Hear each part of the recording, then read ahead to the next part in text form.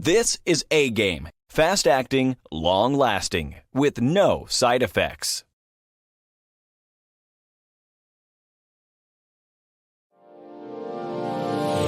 Hey all my Crimsonites, and welcome to the Crimson Cure channel, where we embrace our femininity, increase our womanly value, and celebrate our brothers. So join me on our feminine journey to learn, heal, and grow.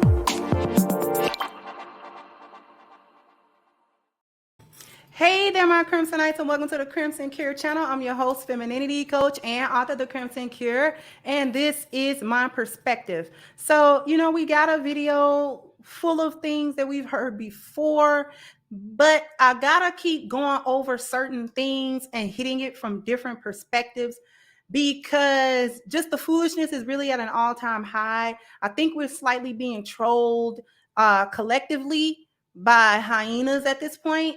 But somebody's going to hear this message. Somebody's got to hear the message. And so somebody's got to say the message. And it's going to be me. So let me show you this real quick video. It's only 30 seconds. I'm going to share it with you guys. And then we're going to come back and cook because this is getting stupid. So here we go. So many Black men in the comment section saying, oh, you have all these high demands, but what do you bring to the table? Good question. Studies have shown that Black women are the highest paid and the most educated. I myself graduated with my associate's degree at 18 and graduated from college with my bachelor's at 20 with a degree in communication sciences with an emphasis in speech and language pathology. I live on my own, have my own car, make about $70,000 a year, and don't have any kids. So I'll never ask for what I can't offer. And as far as what I'm bringing to the table, I'll bring me, and you can't sit with us. So many Black men. It's not worth running back twice. Here's the deal. For the millionth time, right? What she's really saying here is I'm pretty much a basically functioning adult in society. That's what I am. I am an adult. I function more or less, at least on the outset, as an adult with the ability to generate an income by having a job.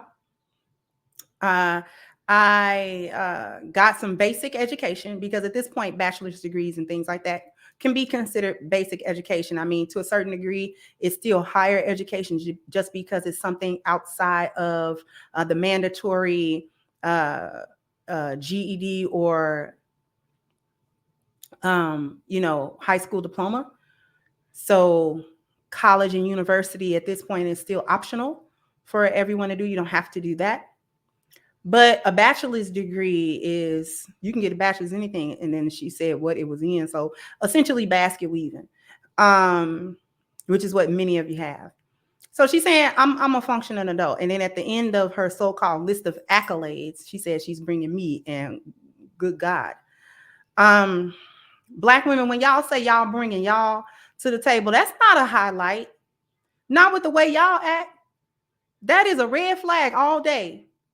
Because with the way y'all behave and the mindset that you come with as it pertains to relationships, as it pertains to Black men, as it pertains to you feeling like you better than Black men and all this other kind of foolishness, saying you come to the table is not good. Because now you're going to have to qualify and quantify who are you. Now we need qualifications of who you are. Because see, your job and your little degree you got should not be the definition of who you are. And that's the first problem with saying all of them things in response to what you bring to the table, is because you think your value as a human being is actually wrapped up in those things, and it's not. I don't know why y'all think going to school make y'all a better person. I don't know why y'all think getting a certain kind of job with a certain type of income make you a better woman. It don't. It has nothing to do with who you are on the inside. Nothing. Here's the issue. Degree and money don't mean anything to men. Why? What's being said here?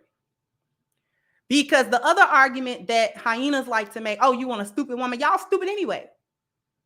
Y'all are stupid with the piece of paper. One could argue that you get even dumber the more pieces of paper you get. Because you get around there and you get colonized because you're stupid. So you're unintelligent anyway. A lot of you, when you come through and you try to sound like you got, you know what I'm saying, two peas rattling around in your head, and you want to think that you're sounding proper when you speak and all that kind of stuff, but you can't put two logical thoughts together in a line. 2 + 2 keep coming up with 94 and all that kind of foolishness. You're not smart. I hope you don't think you're smart, because many times you can't have a rational conversation with you. So that betrays that intelligence spiel y'all like to talk about. You're not intelligent. Going to school don't make you intelligent. Intelligence is intelligence. Okay? Going to school may enhance your knowledge, but it doesn't make you intelligent. Dummies go to school every day. Y'all don't think nothing through. You just fly stuff out of your mouth. You don't think nothing through. Anyway, what's being said? Why don't they mean anything? Number one is because you are not going to mentioning your degree and your money means nothing, because you aren't going to use that degree or the so-called expertise that you gained in the school as it pertains to that degree. You're not going to use that to benefit your husband, your marriage, or your household, or your children. You did not. As a matter of fact, you didn't even get that degree with the thought that it would be useful, beneficial, something that a future husband could utilize in y'all marriage. You didn't get that degree and gather a knowledge where you're saying, I can pass this knowledge down to my children and they'll be better because of the sacrifice and the things that I've done today. My marriage will be better because of the things that I'm sacrificing and doing today. Okay, that would actually add to your value as a wife. But you didn't get those degrees and get that job and all that kind of stuff for that purpose. You got that for you. You didn't do that for nobody else. You didn't do that thinking of your future with your husband. All you was trying to do was get a little couple of dollars so you can have them to spend. That's what you was trying to do. That didn't have nothing to do with no man. So why would he be benefited? Why would he be benefited from something that you didn't intend for him to benefit from in the first place? So why would he be excited that you have a certain skill set, or you have a certain degree, or you got a certain level of education, when none of that benefits him or the relationship that he's trying to have with you? He's excited for that. For what? All that tells him is that you function. Okay, and you don't get a cookie for that. Just like y'all don't want to pass out cookies for basic masculinity. We ain't even got to your femininity yet. You ain't talked about that. The same is going for your money that you have. You did not aspire to make money or get the certain job or getting the certain career that you got to benefit your future marriage. You made that money for you. And you die 1,000 deaths in a minute. 1,000 deaths in 60 seconds. If a man asks you to contribute in any way whatsoever, in any capacity whatsoever, monetarily in that relationship, you would die. You would die. You would flip that nasty little lace front wig. You would just flip it. Because you would be in such disbelief that he asked you for anything. He would be all kind of bums. He would be all kind of anything. And I mean, ask you for any kind of money for any reason. I ain't talking about paying bills and taking care of him. I'm talking about any reason. Putting forth your money to do anything in the household. So what does your money do if you're not going to share it? You have no intention of sharing it at all. None. You have zero intention of using any of the money that you accumulated prior to marriage to go into the marriage, to go into building a future with your husband. None. So he's excited for your money. Why? Why? You ain't gonna give it to him. You ain't gonna give him none. He not gonna benefit. Your kids ain't gonna benefit. Your household ain't gonna benefit. The only one gonna benefit out of that money is you. And you gonna keep it that way whether you're married or not. So you didn't get that for him. Moving on. You're masculine in your approach to relationships, which is why this type of answer that she just gave to the table question is both egregious and wrong. None of you hyena little filthy back feet ever think to answer that question the way you're supposed to answer that question. None of you ever think to say that you bring femininity to the table. None of you ever think to say that you bring support to the table, that you bring followership to the table. None of you even ever think to say, I bring a good heart to the table. I'm a good-hearted person. I bring a kind spirit. I bring love.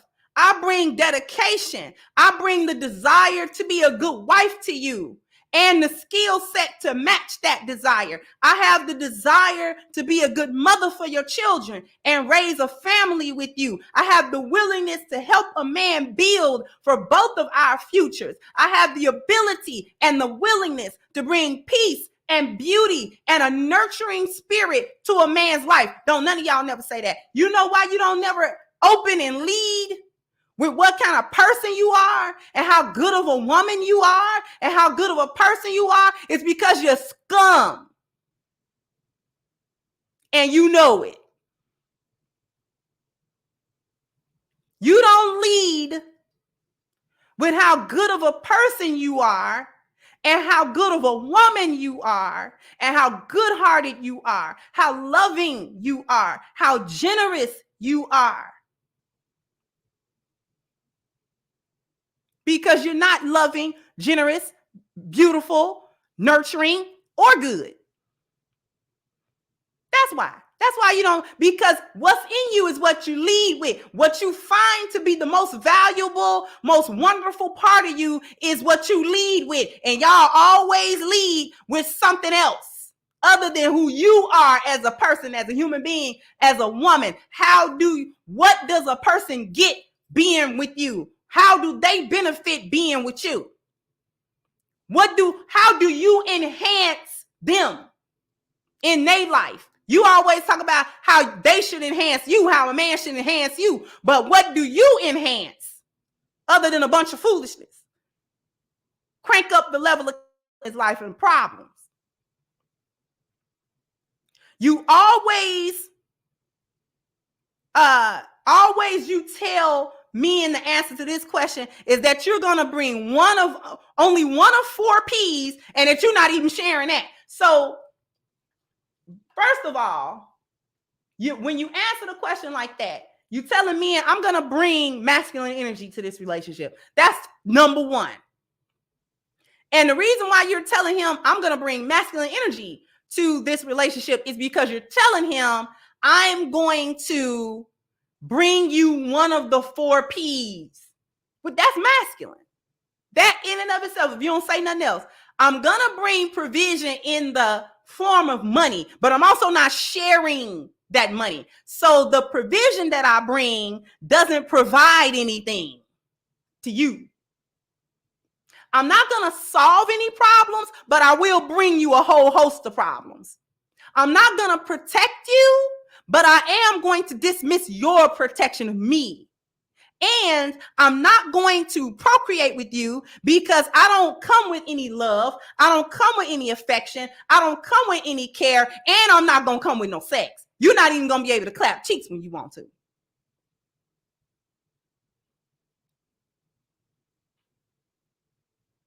What is that? What is that? What are you really saying? That's what you're saying. I'm going to be masculine in this relationship. When I told you, even gay men don't have a problem saying I'll bring femininity to the table. Men. The XY chromosome, testosterone generating. I have a full beard if I don't shave it every day.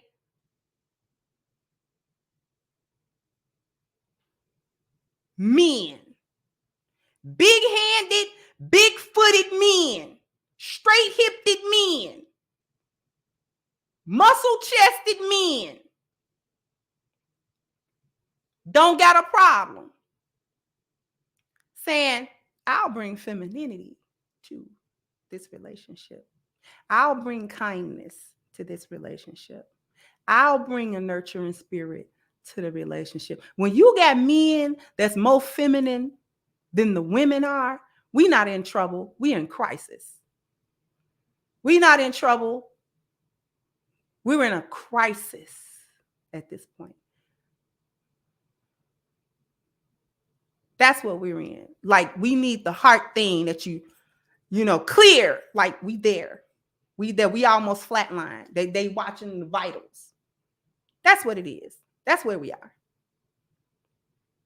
No lioness better not ever dare answer that question like that.